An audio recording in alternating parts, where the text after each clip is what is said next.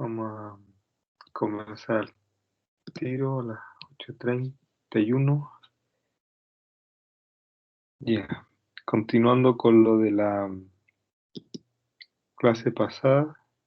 Bueno, voy a comenzar al tiro porque siempre pregunto si hay duda de la clase pasada y no nadie pregunta nada, así que a menos que haya dudas de la clase pasada, si no partimos con el balance de energía en sistema cerrado. La clase pasada empezamos con el concepto de primera ley de termodinámica. Recuerden que son 4 leyes y en la clase pasada vimos la primera, que es sobre el principio de conservación de energía. Este hace referencia a que la energía solo se transforma, es decir, pasa de energía química a energía mecánica a energía eléctrica, de energía química a energía térmica, de energía mecánica a energía cinética, etcétera, etcétera. ¿Ya? Solo ocurre una transformación de energía. Y vimos los tipos de energía que iban a estar involucrados en los problemas o ejercicios que íbamos a enfocarnos, lo que se resuelve clásicamente en termodinámica. Entonces, de ahí de la primera ley surge el balance de energía en sistema cerrado. Bueno, también vimos la clase pasada el trabajo tipo isobárico, isocórico, isotérmico y politrópico. ¿Ya? O sea, las expresiones de esos tipos de trabajo, que eran trabajos que cruzaban la frontera, trabajos tipo compresión-expansión. Entonces eso que vimos en la clase pasada es nuestro input para ver lo que es el balance de energía y partir con el balance de energía en un sistema cerrado. Recordando igual la clase anterior, la energía entrada menos la energía salida va a ser igual a un delta o un cambio de la energía total del sistema. Y esa energía total estamos considerando energía interna, cinética, potencial, y etcétera. O sea, otras, pero estas son las más importantes en un sistema cerrado. Interna, cinética, potencial. Y esos cambios de energía va a ser igual a la transferencia de neta energía, donde está el flujo de calor o la cantidad de calor, el trabajo o flujo de trabajo que sería potencia, y la energía por la masa o flujo másico, ¿ya? Energía por el flujo másico. Y eso puede estar también en función del tiempo. Entonces, si en función del tiempo aparece el puntito aquí arriba de la letra E, que indicaría por unidad de tiempo. Entonces ahora en lugar de transferencia neta energía, ahora pasa a ser una tasa de transferencia neta energía. O sea, una especie de velocidad de transferencia de energía. Y queda por unidad de tiempo. Como es kilojoule, por una unidad de tiempo que puede ser segundos, entonces kilojoule partido por segundo es lo mismo que kilowatt. Y el delta pasa a ser ahora la tasa de cambio, o sea, la derivada con respecto al tiempo de la energía en el sistema. Para poder resolver esto habría que conocer la función de la energía con respecto al tiempo, ¿ya? Y aquí aparece el concepto de estado estacionario. Cuando hablamos de estado estacionario, este término es cero, ¿ya? Es igual a cero. Eso en estado estacionario, que se simboliza estado estacionario. ¿Qué significa eso? Que es una fotografía del sistema, ¿ya? Es un instante de lo que está ocurriendo en el estado termodinámico. Parece que hay alguien que quiere. No, ya entró. Ya. Siguiendo acá. Se va a obtener que calor es igual a flujo de calor por el cambio del tiempo. Entonces esto, ya, Q punto podría ser calorías partido por minuto, supongamos. Calorías partido por minuto, por el delta T que puede estar en minutos. Entonces, esto quedaría en calorías, ¿ya? Pero el Q punto es energía partido por tiempo, y el tiempo obviamente es unidad de tiempo.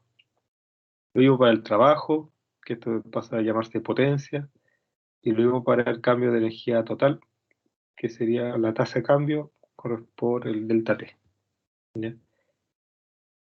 Si ese delta T es cero, o sea, es una instantánea, se llama estado estacionario, ¿ya? También si está por unidad de masa, aparece el concepto de específico, o sea, energía específica. Y en vez de E mayúscula pasa a ser E minúscula. La única diferencia es que está por unidad de masa.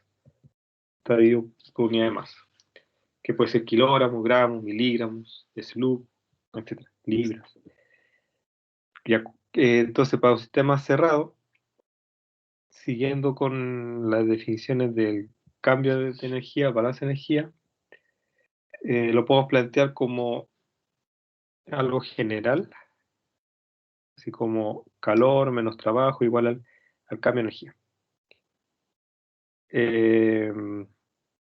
Si lo planteamos para sistemas estacionarios, o sea que no depende del tiempo, ahí por lo general la energía pasa a ser la energía interna, o sea, la otra fuente de energía, que sería cinética, potencial, por lo general son despreciables, muy pequeñas, son ínfimas.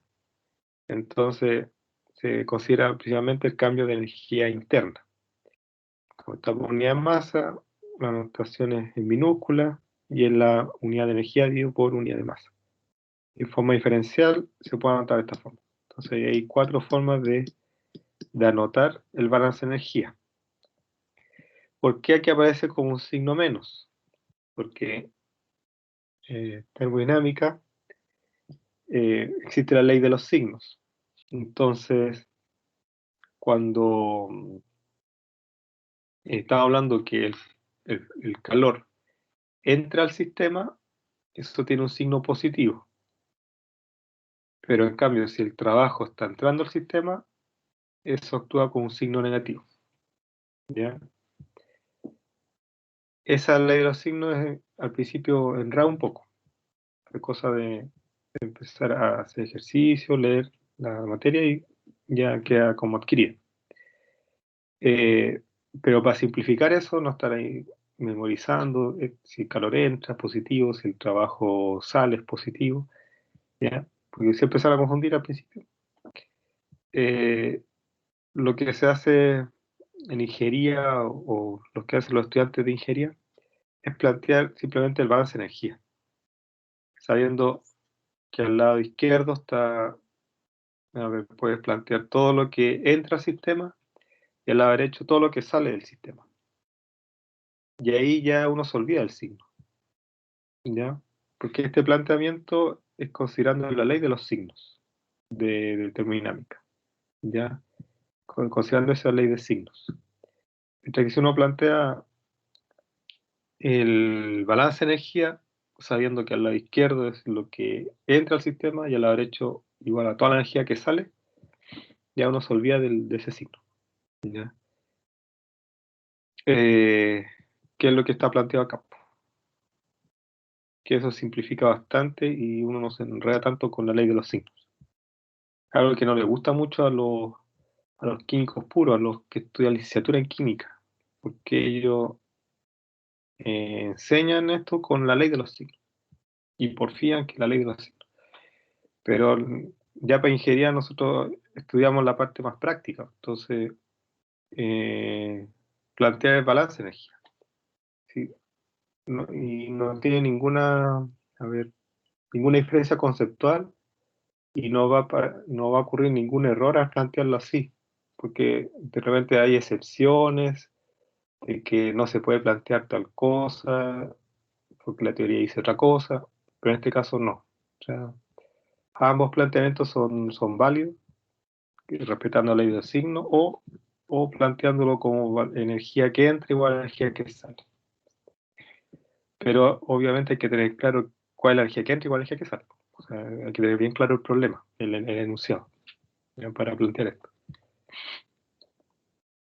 Y después, al resolverlo, automáticamente da la ley de los signos. Por ejemplo, si lo que uno busca es el trabajo y da un trabajo igual menos 10, que sería un valor negativo. Y a ese signo menos 10 le está indicando la ley de los signos. Quiere decir que ese trabajo está entrando al sistema, ¿ya?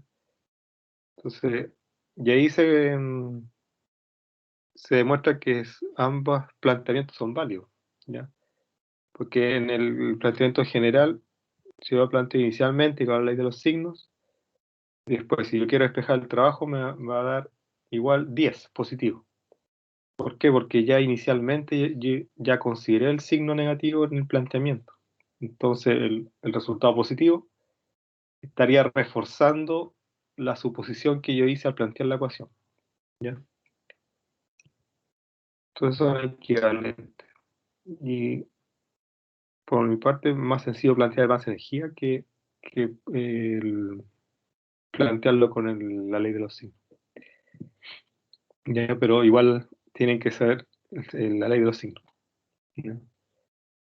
Para después dar el siguiente paso a lo simplificado, que sería el balance de energía. Entonces, en el planteamiento general, nos quedaría que el calor menos el trabajo igual al delta de energía, ¿ya? Donde Q es igual al Q neto de entrada, que sería Q entrada menos Q salida.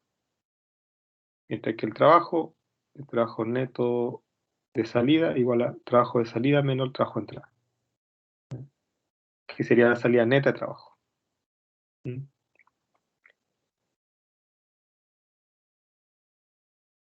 De ahí vamos a ver un ejercicio donde se plantean los dos con más energía y con la ley de los signos.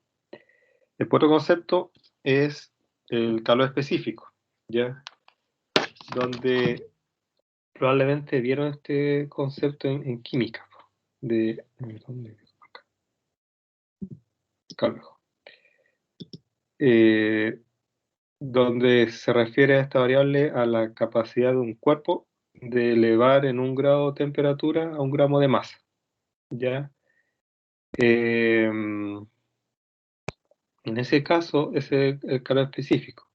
Donde, por ejemplo, acá, para el ejemplo del lado izquierdo, dice 3,12 o 3,12. La energía, que serían los kilojoules necesarios, para elevar 1 grado Celsius a 1 kilo de masa. Es decir, necesito 3,12 kilojoules para elevar en 1 grado Celsius a 1 kilo de masa de este material, ¿ya? Mientras que acá necesito 5,19 kilojoules para elevar en 1 grado Celsius por cada kilo de masa de este material, de esta sustancia. Eso habla del calor específico. Y ahí fíjese que aquí aparece C sub B y aquí C sub P. ¿Y qué significa? Ya este es el calor específico para volumen constante y este es el calor específico para presión constante, ¿ya? En caso de volumen constante sería, por ejemplo, una habitación, una casa, ¿ya? Un estanque de metal, algo rígido, algo que mantiene su volumen fijo. Entonces ahí se sub es constante. Mientras que si por ejemplo, en caso de un pistón, donde esto puede expandirse o contraerse, ahí se ocupa C sub P, ya porque ahí está a presión constante. O sea, aquí este sistema está para presión constante y el volumen varía. Acá no, acá el volumen es constante. Entonces, ¿qué se plantea? Que va a existir un C sub B y va a existir un C sub P. Ya, de acuerdo a unas deducciones que no quise plantearla acá, que no en el caso, que veamos toda la deducción para llegar a esto. El C sub P va a quedar en función de la energía interna y el C sub P va a quedar en función de la entalpía. Es decir, el C sub B es el cambio de energía interna con respecto a la temperatura, y el C sub P es el cambio de entalpía con respecto a la temperatura. Y aquí es donde por primera vez aparece el concepto en una ecuación, acá en el curso, la energía interna, que sería la letra U, y acá la entalpía, que es la letra H. Y se fijan, esta es la derivada parcial, es con respecto a un volumen constante. Y la acá es una derivada parcial con respecto a la presión constante. Entonces, por lo general, cuando estamos hablando de un sistema cerrado, se asocia a energía interna, que sería el caso 1. Y cuando hablamos de un sistema abierto, lo asociamos a entalpía, ¿ya? Cuando, por ejemplo, estamos con un sistema cerrado como el de acá, que sería el de la derecha, también uno podría plantear con energía interna, porque no hay flujo de entrada y salida, ¿ya? Pero aquí hay una excepción de que dice presión constante. Entonces hay que tener cuidado con esos detalles. Ya, pero cuando hay un estanque o una habitación que está hermética, o sea, con la ventana y puertas cerradas, se puede plantear el balance de energía con energía interna, ¿ya? Cuando está hablando de, por ejemplo, una bomba, una turbina, en una cañería, el balance de energía se plantea con la entalpía, como una regla general. Obviamente van a haber algunas excepciones, pero en lo más general es eso, ¿ya? Un estanque, algo cerrado, lo plantea el balance de energía con energía interna. En el caso de una cañería, una bomba, un intercambiador de calor, o sea, algo que implique flujos de masa, flujo de entrada, flujo de salida, el balance de energía se plantea con entalpía. Eso es como un tips general. Entonces, ahora, ¿cómo se relaciona la entalpía con energía interna? La entalpía es la energía interna más presión por volumen. Entonces, por eso es que se plantea de forma general el balance de energía para un sistema abierto, o sea, con flujo de entrada, flujo de salida, con la entalpía. ¿Por qué? Porque la entalpía está considerando una energía interna del sistema más una energía de flujo, que es la presión por volumen. Entonces, por eso es que cuando hay un sistema abierto se plantea con entalpía, porque es como la energía interna más esa energía de flujo extra, que es producto de la entrada y salida de materia. Y por otro lado está, si está hablando de gases, podemos plantear la ecuación de gas ideales, de presión por volumen molar igual a RT. Entonces la entalpía también se puede plantear como H igual U más RT. Esto es para gases, ¿bien? Para gases, que está ahí con la ecuación de gas ideal. Entonces la entalpía va a ser la energía interna más la constante R por la temperatura. Entonces en base a eso, le podemos mostrar ahora las ecuaciones para determinar tanto la entalpía como la energía interna. Si seguimos trabajando con gases, como gas ideal, el cambio de energía interna va a ser la integral de C sub B de T. ¿De dónde viene esto? De acá, de esto. De aquí tenemos una ecuación para calcular el cambio de energía interna. Y de aquí obtenemos una ecuación para calcular el cambio de entalpía, ¿ya? Entonces, para la energía interna, en el caso de un gas ideal, ¿cómo lo vamos a calcular? Siendo gas ideal. La integral es C sub B de T. Y para la entalpía sería la integral desde temperatura 1 hasta la temperatura 2 de C sub P de T. Ya, pero ahora, ¿de dónde sacamos C sub B y C sub P? Hay unas tablas que también están en el MS donde está el C sub P. Este C sub P es un polinomio.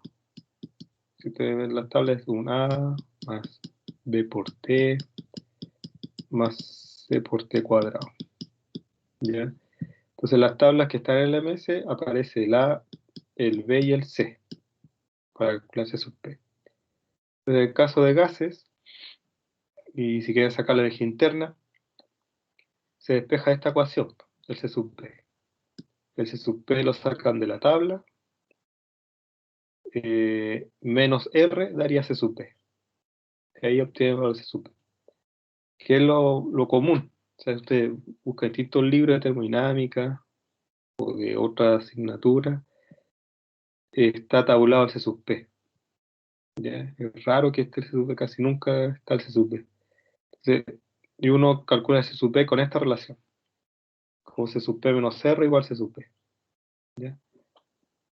Y ahí, ojo, con el uso de esa tabla, que después lo ver cuando veamos los ejercicios, cómo se ocupa esa tabla. También existen en el Cengel, aparece hasta el D, que es D por T al cubo. ¿Ya? En el anexo del Cengel. ¿Ya? Pero ese esto es, el efecto en el cálculo final es bien ínfimo, ¿ya? Es mínimo. Entonces, por lo general se usan hasta el T cuadrado. Y cuando hablamos de un gas real, ahí se complica un poco la cosa porque va a ser el término del H ideal, este es el término ideal, ¿ya? El ideal, eso, que es lo que está aquí arriba, ese término es de aquí, ese, ¿ya? Que podríamos simbolizarlo con H asterisco, fue colocarle aquí asterisco, para distinguir lo que es el caso ideal. ¿Y ahí? Con asterisco, de H asterisco. Y ahí hay que calcular ahora las correcciones para llevarlo a condición de gas real. ¿Y dónde están esas tablas? Lo otro, que también se podría calcular con C sub B promedio o C sub P promedio, que lo pueden tener de dato.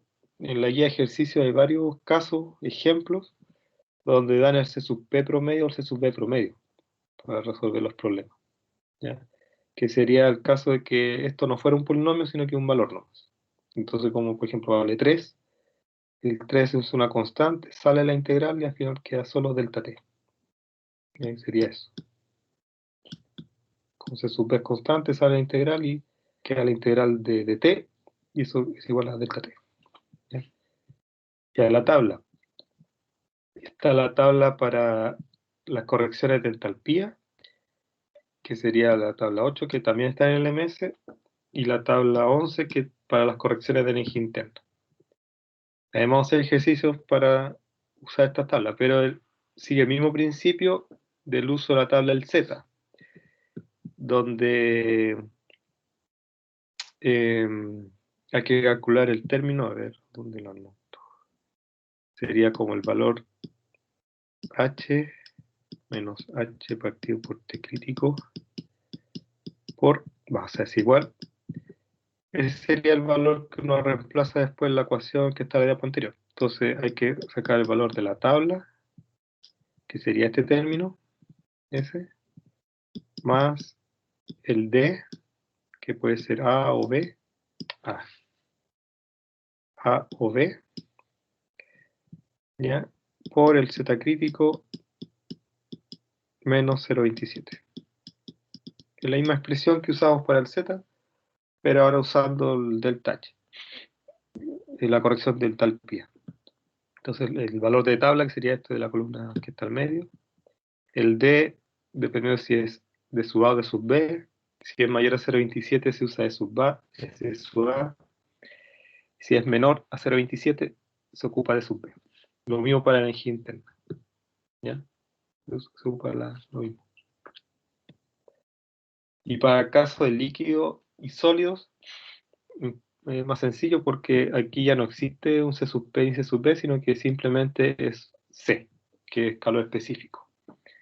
Entonces, en ese sentido, el cambio de energía interna es más sencillo porque es simplemente el calor específico promedio por delta T. Porque por lo general no existe ese polinomio o existe, pero son de libros muy especializados. Por ejemplo, en alimentos se ocupa bastante. El calor específico, por ejemplo, de la papa, de la zanahoria, sobre todo en refrigeración de alimentos, en productos congelados. Ahí se ocupa bastante el calor específico del alimento. Ya, y aplican estas ecuaciones para determinar, bueno, para determinar el tiempo necesario para la congelación de los alimentos. Entonces, ahí no sé, el calor específico del zapallo, los porotos, lo que se usa para congelar. Ya que aquí en la región es bastante importante esa industria, la industria de productos congelados, de alimentos congelados. Lo mismo con la entalpía. En la entalpía también existe un calor específico que hace el promedio. Lo que sí aquí hay un detalle, porque para el caso de energía interna, parece que era el cambio de energía interna más PdV acá, eso. Pero eso se puede desarrollar como PdP más PdV. Entonces, como en el caso del líquido sólido, ese cambio de volumen prácticamente es cero. Entonces, ¿qué ocurre? Nos quedamos solos con el BDP. Y acá desaparecía ese término. Perdón, acá. Aquí, si nosotros aplicamos la derivada, desaparecía porque aquí lo aplicamos para presión constante. Entonces, el dP desaparecía. El planteamiento de este término desaparecía cuando lo planteamos en la otra ecuación. Acá es al revés. O sea, aquí lo estamos planteando para volumen constante. Y aquí, entonces, el caso de la entalpía es BDP, B delta P, donde el delta U va a ser el calor específico por delta T más B delta P. Entonces, por ejemplo, el caso de bombas centrífugas, por lo general se calcula con esto, con el B delta P. ¿Por qué? Porque el cambio de temperatura entre la entrada y la salida de una bomba centrífuga es prácticamente 1 grado Celsius o 2 grados Celsius con suerte. Entonces este término es pequeño frente a este de acá, ¿ya? En el caso de los líquidos. Entonces por lo general se calcula simplemente con B delta P nomás, así como está anotado aquí, como en el caso de las bombas. Delta T es prácticamente cero. O sea, varía muy poco. En la práctica debe ser 1 grado con suerte. 1 grado Celsius de diferencia. Entonces eso frente al delta P ínfimo. ¿Mm? En caso de presión constante, en que el delta P es cero, el delta H se puede calcular con el calor específico por delta T. ¿Ya? Que sería el caso, o sea, de... podría ser un intercambiador de calor, porque se puede asumir que la pérdida de presiones es muy baja, o que ocurre, que lo que se llama pérdida de carga.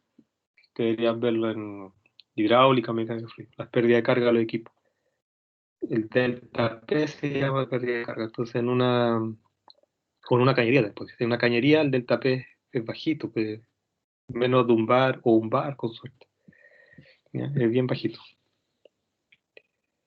En una cañería es re bajo, menos de un bar. En un equipo podría llegar a un bar, depende de la presión a la que trabaje. Entonces ahora viendo los ejemplos, vamos a ir viendo las ecuaciones, porque es mejor verlo así, con ejemplos, el desarrollo de la ecuación. Entonces, a una tobera diabática entra vapor a 3 megapascal. Tengo aquí ahí está. Entra 3 megapascal y 400 grados Celsius. Ya entra vapor. Cuando se habla de vapor y no se dice el compuesto, se asume que es agua. ¿Ya?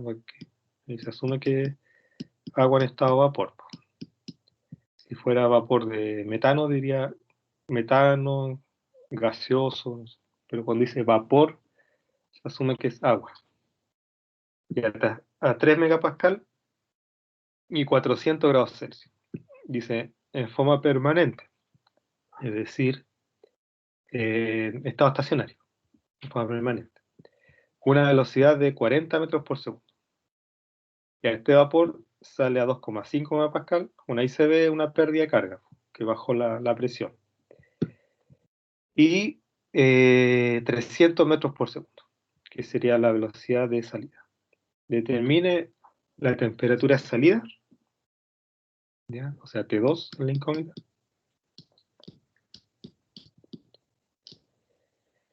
Después de la relación del área de entrada con la salida, sea, A1 partido por... Y compare los resultados obtenidos utilizando las tablas de propiedad del agua y las tablas de corrección. Entonces, primero lo voy a hacer con lo conocido que sería las tablas de propiedad del agua. Después con las correcciones. Ya, como estado estable o permanente, energía de entrada igual a energía de salida, y el cambio de energía con respecto al tiempo es cero. Estado estacionario. ¿Ya? Esto es estado estacionario. Esto ya el lenguaje tienen que irlo familiarizando y adquirirlo dentro de su formación profesional. Estado estacionario se refiere a que no depende del tiempo. ¿Ya? O estado estable o estado en forma permanente, pero lo más común en el lenguaje de ingeniería es estado estacionario, que es como una foto del sistema. Después planteamos el balance de energía. Ya dice energía de entrada igual a energía de salida. ¿Y a qué está entrando acá? Bueno, aquí hay un flujo de entrada y aquí hay un flujo de salida. Esto va a ser el flujo 1, flujo 1, flujo 2.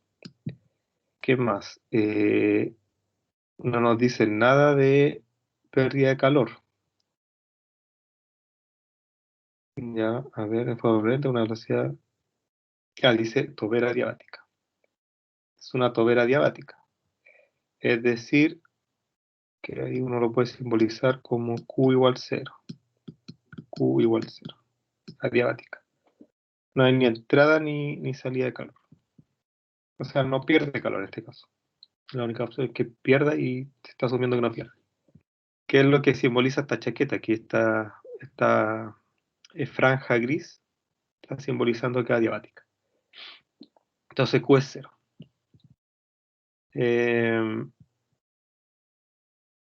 Y no hay trabajo, a menos que se indicara. O sea, debería decir el trabajo es tanto. O hay algunos equipos que uno sabe que hay un trabajo involucrado, por ejemplo, una bomba. Uno sabe que en una bomba ingresa trabajo. O sabemos que una turbina también genera trabajo, ¿ya? Porque tiene aletas. Pero esto es simplemente una tobera, es decir, es una cañería que se angostó. No hay un... Si hubiera aquí adentro una álave o hélice, ahí tenemos que considerar ese trabajo, porque quizás está moviendo esa hélice para generar un trabajo eléctrico. En este caso es simplemente un angostamiento de la cañería. Entonces el trabajo también es cero. Aquí también se podría considerar que no hay trabajo. No hay un trabajo. Que potencia cero. No dice nada. Y aparte de una tobera, pues, son cosas que uno tiene que ir ahí dilucidando con los ejercicios que usted va a ir haciendo. Entonces, plantea base energía. Energía que entra. ¿Cuál sería la energía que entra? Aquí está la energía por el flujo. Aquí falta un paso antes, lo voy a anotar aquí. Yo anotaría esto como M1, flujo másico, H1. ¿Ya? Es la energía del flujo de entrada. Más, ya, como esto es una tobera, la energía cinética es importante. Entonces, más la energía cinética. Aquí, energía cinética 1. Energía potencial no hay nada. No, a menos que nos dijeran alguna cota. No hay ninguna cota, entonces está todo al mismo nivel. Y es igual a flujo másico, o sea, la energía del flujo de salida, más energía cinética 2. Y no hay flujo calor. Así que esto probablemente es 0, que está ahí planteado. ¿Ya? Y energía potencial es 0. ¿Ya? Entonces va a quedar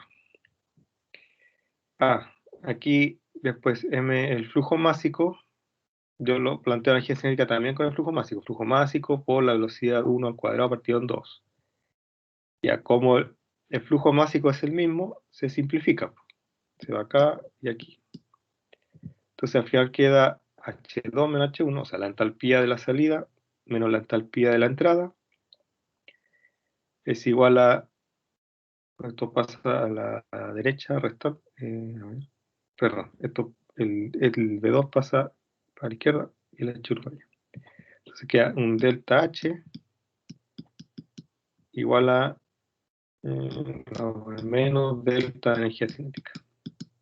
¿Ya? Porque está 1 menos 2. El delta siempre es 2 menos 1. Ya, consulta hasta ahí, que esto es nuevo. Entonces, a lo mejor hay dudas, consultas. Profe, Sí, dígame. que quería ver cómo sacaba el H, los H. H1, no, no sé si lo había sacado. ¿Cómo lo vamos a calcular? No es que ahora Sí, viene ese paso. No, ah, sí, ya. ahora estamos planteando el ejercicio. Pero hasta el planteamiento, ¿tienen dudas? Esta primera parte del planteamiento. No, profe. No, no, ya. No, pero y el resto, así como, si tienen Yo dudas por tampoco, serie profe, no tengo abajo. duda hasta el momento. Si no, seguimos. Ya, entonces, ahora vemos cómo calculamos el delta H y el cambio de energía cinética. Bueno, el cambio de energía cinética aquí es sencillo porque tenemos las velocidades. Tenemos V1 que es 40, V2 que es 300. O sea, este término es fácil calcular. Si ahora lo complicado es el delta H. ¿Ya? Ya. Entonces, dice, tengo que calcular la temperatura de salida. El tema está aquí en que el delta H ya vamos a tener un valor. Pero para calcular el delta H necesitamos las temperaturas. Y aquí se fijan, solo tenemos temperatura 1. Entonces aquí T2 lo tenemos de incógnita. ¿Ya? Pero sabemos el valor del H. Sí, para allá vamos ahora. Ya tenemos el delta H, menos 44.200. Y H2 menos H1, menos 44,2. ¿Ya? Kilojoule por kilogramo. Ya, entonces ahora buscando en las tablas de propiedades del agua. Como tenemos presión y temperatura 1, podríamos sacar H1. A ver, es 3 megapascal y 400 grados Celsius. Es decir, la entalpía 1 es 3230,9. ¿Ya? Se busca directamente en la tabla de propiedades del agua. Y nos va a quedar un valor de H2. Es decir, la entalpía 2 es 3186,7. Ya, como dicen que hay que usar las tablas de propiedades del agua, ahora buscamos esta entalpía a esta presión. O sea, hay que buscar a 2,5 megapascal la entalpía de 3186,7. Y ahí vamos a encontrar la temperatura. Vamos a mover esto para allá. Entonces, si se fijan, a 2,5 megapascal, el valor de 3186,7 está aquí entre medio. Está entre 3126,3 y 3239,3. ¿Hasta ahí hay dudas, consultas? No, ya. Entonces, habría que interpolar para obtener la temperatura, que estaría entre 350 y 400 grados Celsius. Entonces, interpolamos el 3186,7, que debería estar entre 3126,3 y 3239,3. Y aquí obtenemos la temperatura 2. Y ahí nos da 376,73 al hacer la interpolación, una interpolación simple. Ese sería el procedimiento usando las tablas de propiedades del agua. ¿Ya? Ya después, por otro lado, para ver lo de las áreas. De ahí vamos a hacer el desarrollo con las otras tablas, las tablas nuevas, la tabla de corrección. Ya, como los flujos másicos son iguales, acuérdense que el flujo másico es lo mismo que caudal por densidad. Aquí vamos a tener B puntito para no confundir con Q punto, porque en algunos textos, incluso en la normativa, Q puntito es caudal. Pero acá en termo, el Q punto lo tenemos reservado para el término de flujo de calor. Ya, entonces, para no confundir, el caudal para nosotros va a ser B punto, ya B puntito. Entonces, B punto, o sea, el caudal es lo mismo que velocidad por área. Entonces, ahí se plantea entradas y salidas. Entonces, el área 1 partido por área 2 va a ser lo mismo que velocidad 2 por la densidad 2, digo por la velocidad 1 por la densidad 1. Entonces, vamos a tener que calcular las densidades. ¿Ya? Bueno, las velocidades las conocemos. Y para obtener las densidades, tenemos que sacar los volúmenes específicos. Entonces, la densidad 1 sería a partir del volumen específico para 3 megapascal, ya 3 megapascal, y 400 grados Celsius. Y 400 grados Celsius. Entonces, la densidad sería 1 dividido por el volumen específico, o sea, 1 dividido por 0,09936. Y ahí obtenemos la densidad 1. Lo mismo para la densidad 2, que sería a 2,5 megapascal y entre 350 y 400, que era 376. Entonces, el volumen específico sería 0,1153. Por lo tanto, la densidad 8,67. ¿Ya?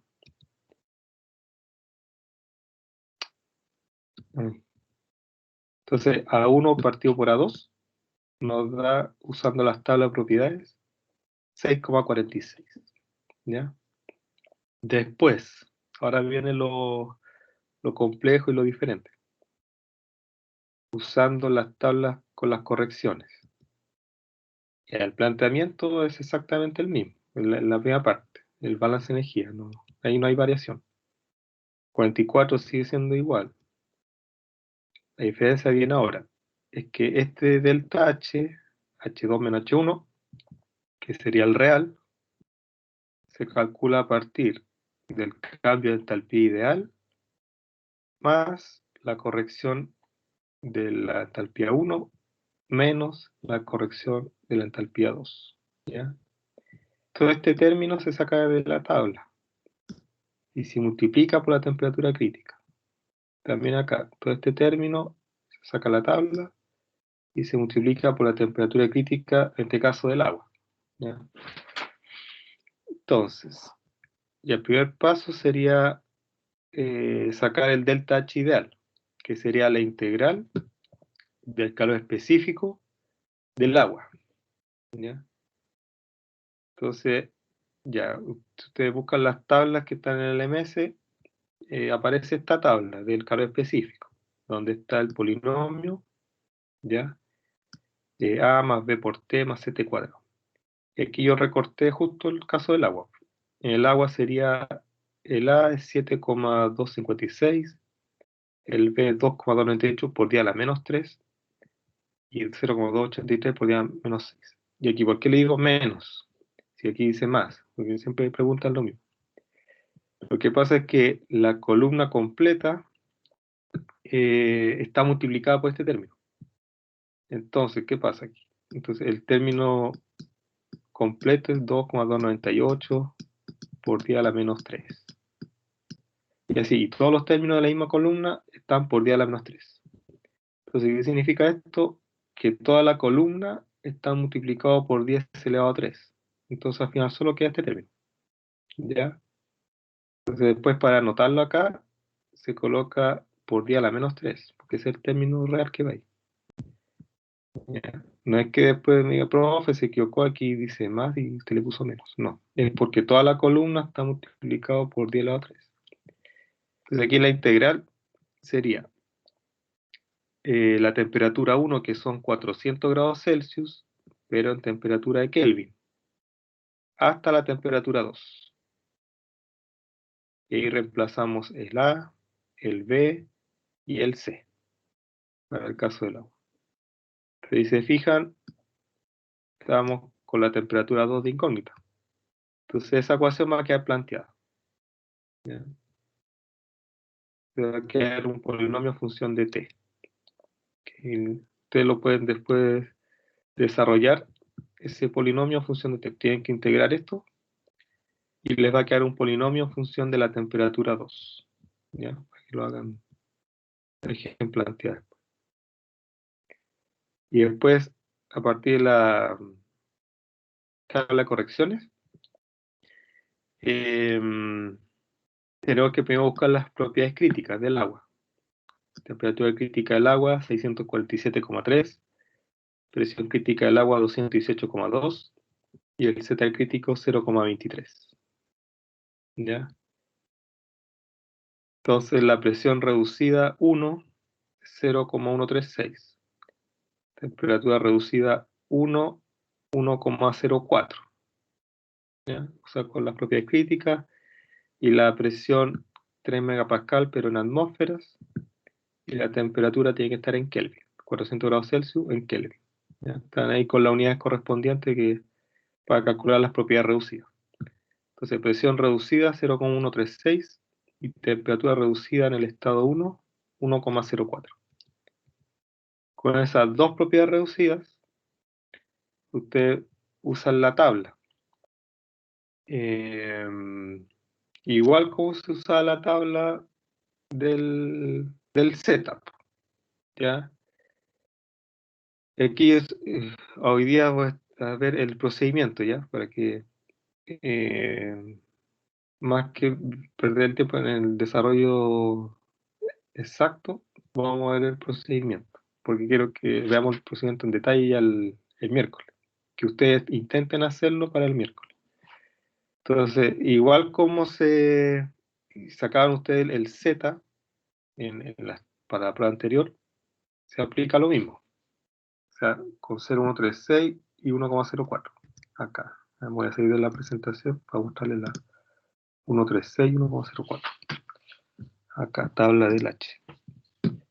0,136 sería aquí entre medio.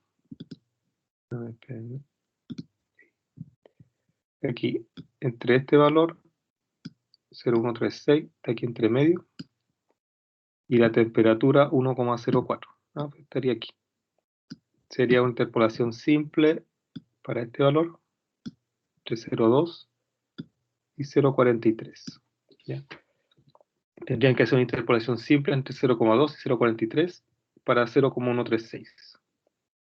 Y el D, en este caso sería D sub B, porque voy a cambiar el color de aquí, voy a cambiarlo a azul. Porque el Z crítico del agua es 0,23. Entonces tendría que interpolar entre 1,5 y menos 2,5. Ahí cambió el otro de color. ¿Ya? Vamos a cambiar un poco. Ya, entonces tienen que interpolar entre 0,2 y 0,23 para PR 0,136 y para el D sub B entre menos 1,5 y menos 2,5. ¿Ya? Y ahí sacan la corrección del estado 1 y el D sería en este caso D sub B para sacar la corrección del estado 1. ¿Ya? Eso necesito que lo tengan para el miércoles.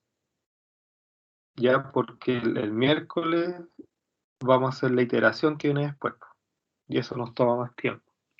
Entonces, quiero que ustedes hagan esa parte de calcular la entalpía 1, o sea, la corrección de la entalpía 1, que tenga ese cálculo, y aparte plantear aquí el polinomio, ¿ya? Que tengan planteado ese polinomio. Y con esos dos inputs, resolvemos el problema ya el miércoles, en detalle, ¿ya? Pero tienen que hacer ese ejercicio, para que vayan soltando la mano con este tipo de problemas. Y analicen nuevamente el enunciado, cómo se hizo con las tablas de propiedades, ¿ya? Porque de a poco tienen que ir madurando este balance de energía. ¿Ya? No es de un día para otro que lo van a aprender. ¿Ya? Consultas sobre el procedimiento que les planteé. para ver en detalle el miércoles. ¿Tienen alguna consulta? No, profe, por lo menos a mí no me quedó ninguna ¿No? duda. Ya cualquier duda que tengan de acá el miércoles me mandan un mail. Ya, pero la idea es que ustedes intenten hacerlo, el ejercicio, ya, pero traten de hacerlo ustedes, no traten de buscar la respuesta en el semestre anterior, no. Sí, lo importante es que ustedes hagan el esfuerzo mental de tratar de hacerlo. Eso es lo importante, ¿ya? Porque eso es lo que se busca acá en el curso, o en todos los cursos de ingeniería, que ustedes piensen cómo resolver el problema, que ustedes ahí moldeen su cabeza pensando en cómo se debe resolver el problema. No buscar cómo se hace, sino que la idea es que ustedes piensen cómo se debe hacer, cómo se puede hacer, con toda la información que uno le trae en la clase, en los libros, pero tratando de no buscar la respuesta. O sea, ¿ya? Uno podría buscar un ejercicio parecido para guiarse, ¿ya? Pero no buscar ejercicios con el objetivo de buscar el mismo, sino que uno trata de buscar algo parecido, como para guiarse, ¿ya? Porque sobre todo en los primeros años el estudiante se autoengaña porque empieza a buscar ejercicios y al final termina copiando el desarrollo del que encontró en su cuaderno, así como que se autosatisface que lo estoy resolviendo y está simplemente copiando el desarrollo que encontró, ¿ya? Entonces traten de hacerlo, piensen, hagan ese esfuerzo mental. Lo importante son esas 1 hora o 2 horas pensando en tratar de hacer ejercicio. Ya no se desesperen, porque yo sé que ustedes son la generación de la inmediatez, pues, o sea, que quieren que en 5 minutos tenerlo resuelto el problema. Y no son así, pues estos problemas no se resuelven en 5 minutos. Ya, y están recién partiendo los cursos de ciencia e ingeniería. Ya, y los ramos, que los problemas de ingeniería, bueno, yo por ejemplo tenía pruebas de 5 horas, 6 horas, nos citaban los sábados para las pruebas.